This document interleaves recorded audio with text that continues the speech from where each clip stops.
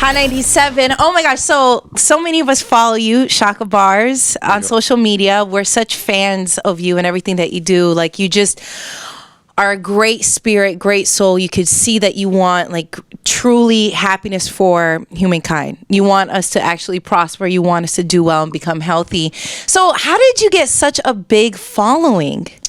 I started out doing fitness. Okay. But then I realized that not everybody's just interested in fitness. It's quite a marginalized niche group of human beings. Not everybody wants to be fit, right? Right. And then I started looking at the social issues that people in the world are dealing with, be it racism, sexism, classism, structural violence, and all of the problems that humans face. And then I said, let me try and raise awareness at the same time as educating myself, at the same time as creating activism to change people's lives. How did you get so knowledgeable? I know that sounds ridiculous because it's probably something as simple as just reading, but like, what in your life happened that you were just like, I want to change my journey? Because someone who might not know you, they might not understand everything that you went through to get to this point. They might just be like, oh, well, you know what, you wanted to change and you did it and you're privileged. Like, how was this journey for you?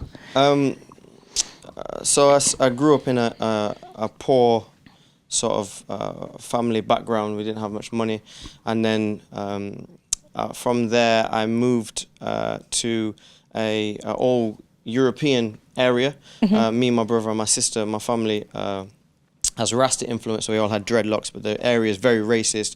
We got called all sorts of names. We had to cut off our locks, and then my mom was like, "Oh, actually, this neighborhood, he's not finding out who his true identity is with the people that he's socializing with." So she kind of sent me to the hood in a place called Leeds in West Yorkshire in England.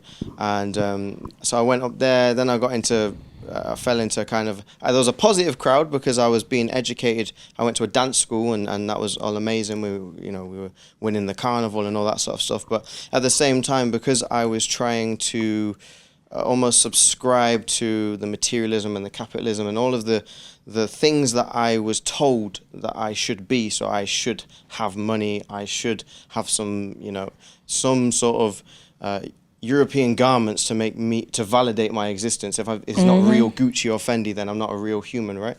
And then because of that, I started selling drugs. And then after I was selling drugs, and not like weed or anything, like drugs. Right. And then after that, I joined the military. So I went to the British military. And during my time in the military, I went to Iraq as a combat soldier. And I went to do all of that. And then when I come out of that, I went back into the hood and started training people, doing physical training. And then my friend got shot in front of me in the face. God. And then after my friend got murdered, then I kind of said, I had a moment where I said, if I could look at my life, would I be proud of my life? And the answer was no. And then from there I changed. From there I just started doing only community work, only work within the poorer areas. I started doing work in schools, educating people about fitness, nutrition. I started doing work in prisons. And then after all of that, I said, how do I start affecting positive change in African countries? And that's kind of where I am now. Wow. That is so amazing. And I think it's so important for people to hear that, because it's just proof that no matter what you've been through, you can change and be who you want to be. Like, you can be that person in your mind. Like, if you want to do XYZ, you can do it no matter how hard that journey is. You just have to really work hard towards it, which is something I want to talk to you about as far as like, now that I'm vegan, I always get the question of, well, how do you get protein? And like, how do you survive? Which is really hard, by the way. I just want you to know it's been a hard journey only because we're not taught how to efficiently make vegan food, or how to, like, what do you eat? So what's like a simple way to break it down for people if they're like, oh, well, I just need something that's fulfilling, but obviously follows the vegan curriculum? Eating a whole food plant-based diet, because saying that you're vegan doesn't tell me what you do eat, it tells me what you don't eat, right? And there's many quote-unquote vegans who are overweight, who still have problems with their organs.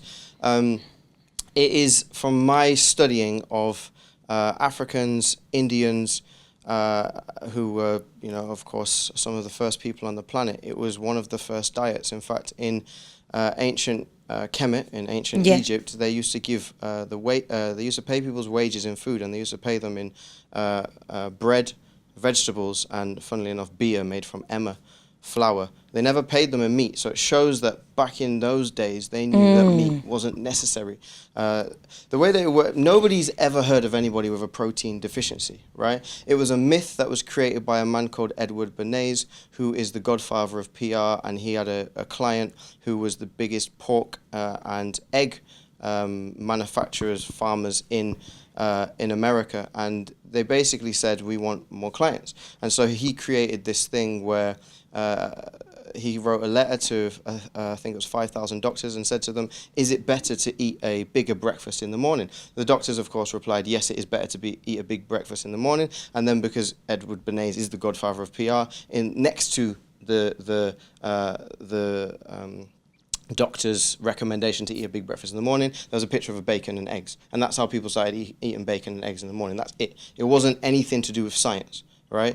And wow. So now we have all of these people who say, where do you get your protein from? Right. But just ask them, when was the last time you heard of anybody with a protein deficiency? In North America, 97% of people get enough protein, but only 4% get enough fiber. So there's a big fiber deficiency, and that's why there's constipation, that's why there's cancer, that's why there's diabetes. And diabetes is actually caused by eating meat. It's not caused by eating too much sugar, but a lot of people can't understand. Wow. Yeah. So it's because of how it fills your arteries, your veins with fat, and then your sugar can't actually be absorbed by the cell. It can't be eaten by the cell, and then it just circulates around the blood, destroying the organs. So when anybody says, how do you get your protein, you have to say to them, well, all of the largest land mammals we are of the mammal family are all vegetarian. They're all herbivores. Gorillas, rhinos, elephants. These animals are all, and these are the largest animals, these animals are all completely plant-based. So it's really pseudo-intellectual, and I believe that the getting the protein thing comes from having an addiction to wanting to be big, and an addiction to wanting to be big is due to men's insecurity and inferiority complex. And I think bodybuilding is essentially an extension of capitalism. You don't need to be big for no reason. It's just like having a big car for the sake of having a big car. Yeah. I think this is so crazy because you also talk about how you work out using your body weight. Yeah. Where a lot of people think, oh, I need to get big weights and this is how I do it. Like, we see the pictures on your Instagram. That's all your body weight. Yeah, and all of the people that I train with as well. So it's not just me. I have a big team. I have maybe 100 people that I train with who all look the same as me. It's not just me. So can someone actually contact you for like personal coaching, how to become, healthier? Do you do those kind of services, or is that not? I did, but I've just stopped it because I need to spend more time building in Congo, because we're actually building a whole village, school, everything there now. So, but there are people in London. There's the Instagram is @SpartanFam. That's SPARTANFAM. And if you contact on the Instagram or look on the Instagram, we run classes, and there are trainers that are my trainers in London. But personally, I'm going to be spending more time in New York, more time in Congo, more time in Ethiopia, because we're building things. So tell us more about this, because I've heard a little bit about it. This is so amazing. So what it was is I saw the story of a woman called Mamasika, Rebecca Masika, and what happened was she was a victim of the worst attack I've ever heard on a human being. I'm not going to go into it now because it's quite emotional, but I saw her video, and after the attack on herself and on her daughters, she went and started an orphanage, and for victims of sexual violence, men, women, children, because what happened in the Congo from 1885, where King Leopold II owned the country personally, for the production of wild rubber to make the tires in Europe, because Dunlop and these people had just developed the commercial tire. He actually halved the country's population, so there was 20 million people, and he led such a disgusting campaign for profit that he killed 10 million Congolese people. And then after he sold, or the Belgian state bought the country from him, then there was colonialism until 1960. Then in 1961, a man called Patrice Lumumba got elected, and he was, socialist, very progressive, and he believed that Africa was for Africans. Then he got assassinated. The CIA paid $100,000 to have him assassinated. Wow. So he got elected in 1960. He was assassinated in 1961, right? So 1 year. Then a man called Mobutu Sese Seke was then installed, and dictator was installed by the French and Belgian governments until 1997. At the same time, in 1996, Congo was invaded by the Rwandans, who were seeking retribution for the Rwandan genocide. Then after all of that happened, the war continued for about 7 to 8 years. Another 7 million Congolese people died. God. So the country was really destroyed. But the problem with the Congo is, after I saw this story, because I was researching the Congo and I looked at the Congo, and in terms of GDP, it's the poorest country in the world. But in terms of mineral resources, it's the richest country in the world. Wow. So it's kept destroyed by the West and now by China, because if you're talking about the automotive industry, if you're talking about the aerospace industry, if you're talking about technology, mobile phones, jewelry, everything comes from the Congo. It's such a vast, wealthy country. Like, everything comes from there. So I said, how can I help? Because I know that there's like 50% of the country is under 18 because of this war, right? So 50%, you will see more children in the Congo you ever see in your life. And so I said, I saw Mama Sika's story. She passed away in February of last year. And then I heard her orphanage was going to close. So I did a boxing match for charity. I raised, I think, £11,000 and then made sure the money got to the orphanage, so it stayed open. But while I was there, I went and saw another orphanage. And then this other orphanage, there was children who were really, really sick. And then I said, so how do they get better? Where's the hospital? So they took me to the hospital. The hospital was horrible. So then I was like, I said to the sisters while I was in the hospital, look, I got this Instagram thing, and I don't use it to make money, but I can use it to try and get money for this. So I set a target of £30,000, and we ended up getting £50,000 actually, and we completely rebuilt the hospital. And then I've used the rest of the money to buy land in the Congo. So I was there a few weeks ago, and I'm going there in a few weeks again. We bought 6 acres of land, and we are going to build an orphanage for the children. Wow. We're going to build a school. We're going to build a sports center, and there's going to be a farm as well. Because the point is, for me, is about making it sustainable. Yes. A lot of what happens with Western aid models is they keep Africa dependent on them, and in keeping Africans dependent on them, so when most of your or a big percentage of your GDP comes from a Western charity model who don't really have good intentions in Africa, they just want to keep them dependent because it's a big business, then the country is not accountable to the people anymore. It's accountable to these Western aid charities. And this is what is happening in a lot of countries in Africa. So my thing is this: when we did the hospital, we got them solar lighting. We made it so that it doesn't need our help anymore. We're going to continue to support them. I was there, a few weeks ago. But the point of this village, and we're calling it the Patrice Lumumba Eco Village, is that after we've initially set it up, we're going to use all the latest sustainable technology, all of the best ways to get water. We're going to use solar, we're going to use wind and everything to make sure that they don't need help after we've initially given them help. Because everybody needs help every now and again, right? Right. And for instance, after the Second World War, there was a plan that was implemented, paid for by the USA, after the Second World War, called the Marshall Plan. And so that helped rebuild Europe, because a lot of Europe was destroyed. But the US doesn't give aid to the UK or to Germany anymore. If they carried on doing that, then it wouldn't be UK or Germany, it'd be USA. But what's happening in Africa right now is Belgium, France, you look at all of these different charities, they're all still giving aid. But if aid worked, then they wouldn't be giving aid indefinitely. And so my thing is Africa for Africans, and we can take money and resources from here to there, and then let them do their thing, Wow, that is so amazing. When I see the pictures and I see everything you're doing out there, It's so beautiful. It just is a reminder to everybody there's more to life, and I think it's so important that it's not about the Gucci, it's not about it's not about those things. It's about when you see those children smile. I literally get so happy when I see that. And I just think it's so awesome that you do this. For a lot of people here who are kind of like, they're nervous. They don't know how to get involved. They don't know how real the situation is. What can they do, or where can they go to get more information so that they can be a part of the solution? Well, there's many organizations that are grassroots organizations that are doing good things. The ones that they should look for are the ones that aren't controlled by Western governments or Western NGOs. The ones they should look for are ones in Africa. I started a foundation called I Heart Africa, and the website is iheartafrica.org.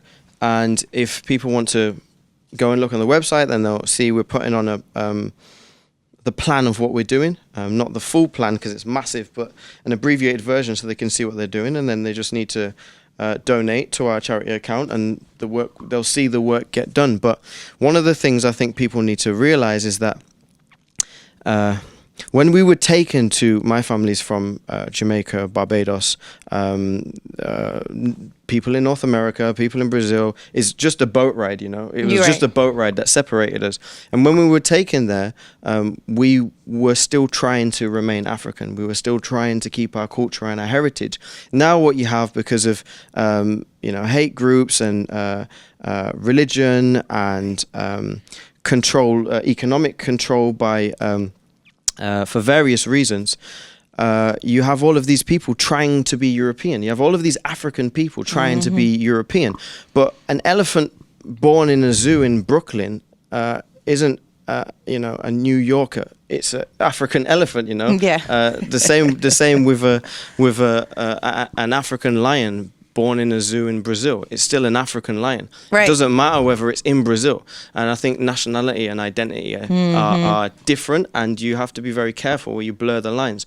And what people need to realize is that a lot of the companies and businesses, because I'd say 95% of Africans that are millionaires in the West today work with Europeans or invested in European businesses. Right. 95% of Africans in the West today work for Europeans still to this Right. day. But they don't, or they do, but they need to realize that Africans in all of these countries need to look back to Africa, because Europeans are still in Africa. Oh, right? yeah. Massively so, they're still in Africa, yeah. right? So if you have all of these companies that are rich and prospering, that are European, but they're in Africa, and you have all of these Africans outside of Africa working for Europeans, just cut out the middleman, go to Africa, Right. start investing in countries in Africa. And so people need to trust each other. That's the first thing they need to do. I was going to say, yeah. They need to trust each other. A lot of people, when I started doing the stuff for the hospital, they were like, oh, are you going to make sure the money is corrupt and it doesn't get stolen?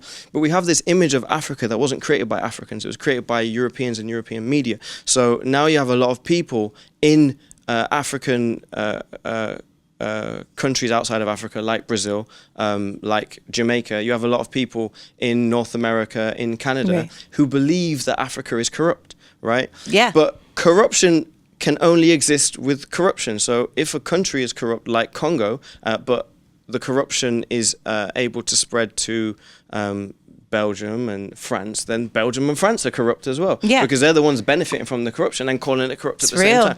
Everywhere around the world is corrupt, and human greed is a problem. Not an African problem, it's a problem. So when you say, oh, Africa is corrupt, it's like, but so is Europe, so is North America. What was the banking crisis? Yes. What is all of the stuff going on with our government?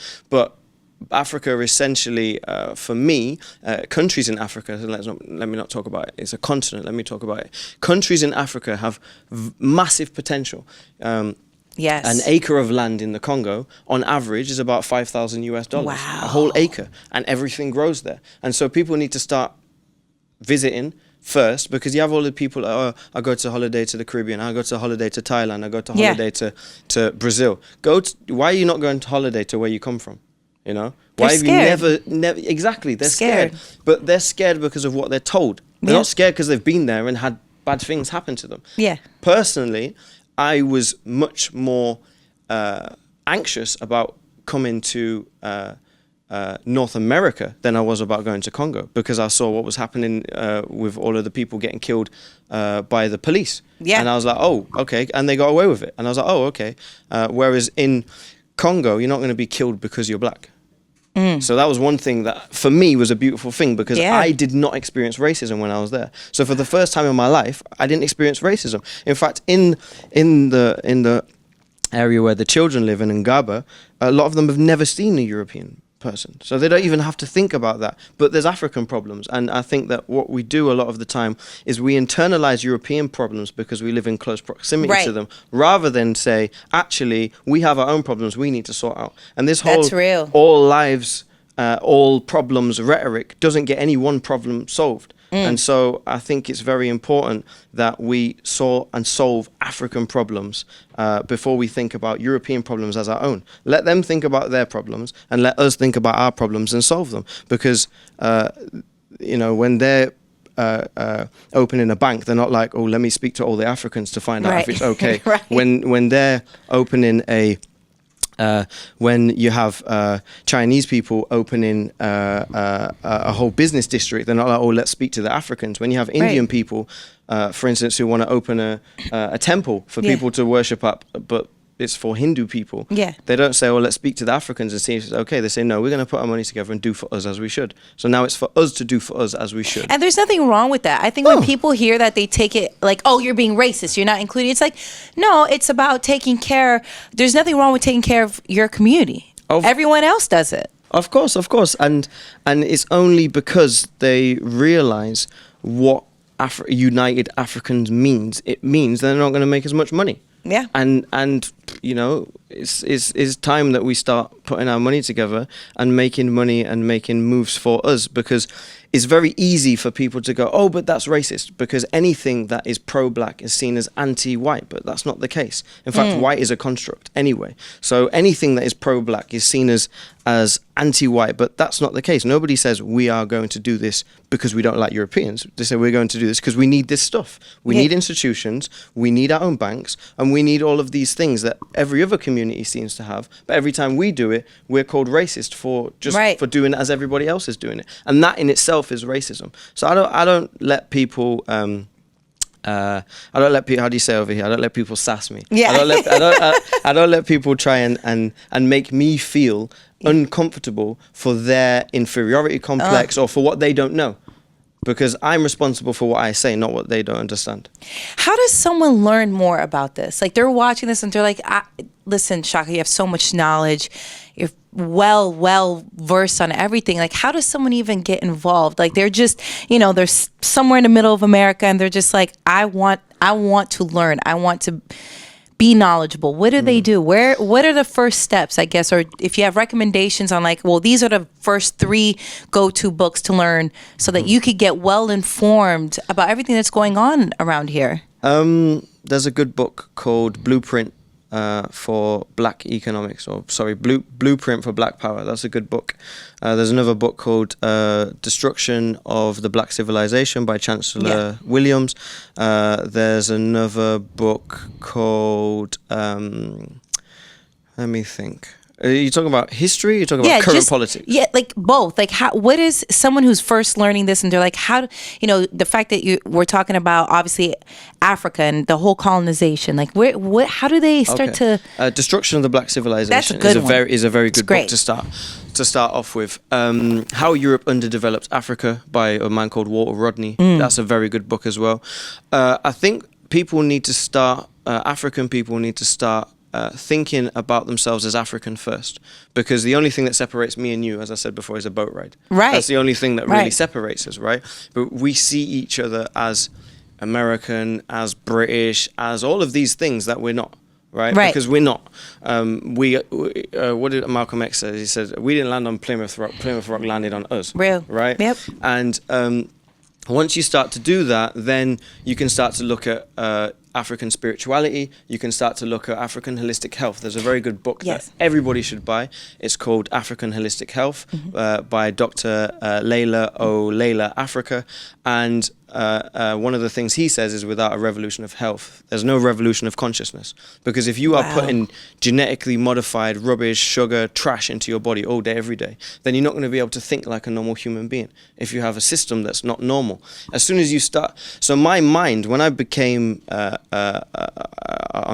became vegan or started eating a whole food plant-based diet, my mind became a lot sharper. I was able to retain information for a lot longer.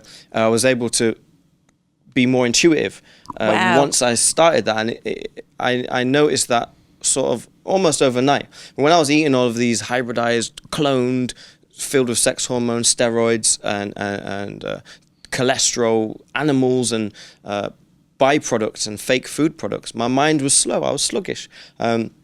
Alcohol, me personally, I don't say to people anything in moderation, because you can have cancer in moderation. You can have diabetes in moderation. I don't say anything in moderation, because anything in moderation thing doesn't work as a health. Right. It's not like anything in moderation. Now you have this whole movement where you have everybody saying, oh, but you shouldn't shame people for being overweight. I don't think you should shame anybody. But what you shouldn't do is you shouldn't try and endear people for being overweight, because being overweight is being unhealthy. Don't try and make people feel good about a sickness. Try and help to heal them. That's the point of being a good human being. And so if you start to heal your health, then you'll be you'll be a lot sharper. My Instagram is at Chakabars, Chakabars. People can come on there and learn the things that I'm learning myself, because I'm always learning. That's kind of why I'm able to be progressive, is because I'm always learning.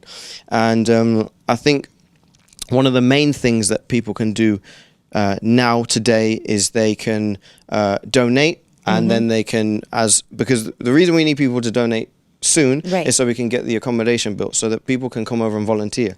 Once they come over and volunteer, then they can come and spend time with me and my team and the other people from all over the globe who are going to come down there, and then we can teach them about food, health, help build for the kids. And I think that there's a lot of us that are very sick, but there's a lot of us that have money, but they spend it on sugar. One of the reasons why I'm even here in this seat now is because of sugar, because my ancestors were enslaved for the production of sugar. And now what does everybody do? They carry on drinking this sugar, which is still owned by Europeans in the form of alcohol, and think that is, I'm doing me. It's not you doing you. You're making some European family in France richer while you're popping your bottles. And the whole reason why we're even here is because of that, because of human greed. And now we think that is us, but it's not us. It was never us. I think one of the things we need to get back to is we as African people weren't looking over our shoulder to what Europeans were doing when we were pioneering civilization. We need not look over our shoulder now. We need to just start to do for us and be very focused on that. Not try and include everybody in everything that we do. Because including everybody doesn't get everybody anything. It doesn't get anything done. Exactly. It's just, I don't know. I feel sometimes up and down about things. Sometimes I see, like when I see your page, I'm like, okay, there's things happening. Then I see other things and I'm just like, God, these steps really are backwards. You know what I mean? It's mad. And I love everything you're doing. iHeartAfrica.org, that is where people can donate so that you can build the orphanage and everything else that's going on out there. So how does someone actually come out there to help you? Let's say they're going to donate, but they, like you said, they could come out there and visit. How does that process work? So as of August, we will have the accommodation built. That's what I'm pushing for. I've got another boxing match in July. So I got beat up some boy to make up some money. And once the accommodation is built, then we're going to start the volunteering program. So awesome. There's going to be a very strict screening process, because I'm not having any crazy people around the children, because the children are peace. And one of the problems with a lot of the Western aid charities, they don't do proper screening of people. There's so many pedophiles going over to Africa. There's people going over to try and do organ trafficking, and all of these things. Why African children are going missing is because of crazy, even the whole missionary. If you go into Congo, for instance, or if you go into Ethiopia, everywhere there's white Jesus, everywhere. This is Congo is a black African country. I didn't really even see any Europeans while I was over there, but then I go into any of the churches and there's white Jesus everywhere. And that's a real problem because the missionaries went over there with the whole, we're going to save you and civilize you. In fact, when we talk about sex, the missionary position comes from Europeans going to Africa and raping them in a position that they called the missionary position to civilize them from their African rituals. So now a lot of the reason why African people have sex at night and have sex in that position even is because of the missionaries that went over there to civilize them. So a lot of the things we don't know because we don't look into our own history, because we're not told our own history, because we were stopped from reading for many years. Yeah, I didn't know this. Yeah, but so once that is in place and we have a strict screening process in place, then I'm going to start to bring people over there. We're going to help people buy land over there, so facilitate them buying land, because $5,000 in New York or in Massachusetts it doesn't go anywhere, right? It basically accounts for nothing. But one of the big things that I'm excited about is there's so much land that's available to buy. The next thing after the orphanage and the school, though I'm not speaking about like it's going to be some light and easy thing to do, is we're going to have an animal sanctuary, because I want to make sure elephants are looked after, because they're going to be extinct in about 11 years. Wow. So we want to look after the elephants, buy the land for the animals as well as the children, and then we'll have our own treatment center where people can go get healthy, and then they have the healing energy of the children. So it's all full circle, but you have to come down there. Oh my God, absolutely. I'm so excited. I love the journey that you're doing. It means so much to me that you took the time to stop by and you're actually out here in New York before you go back to Africa. I really appreciate you stopping by, Shaka, and thank you for inspiring all of us. Every day we see it, and every day motivates all of us. We're just doing what we can with what we have,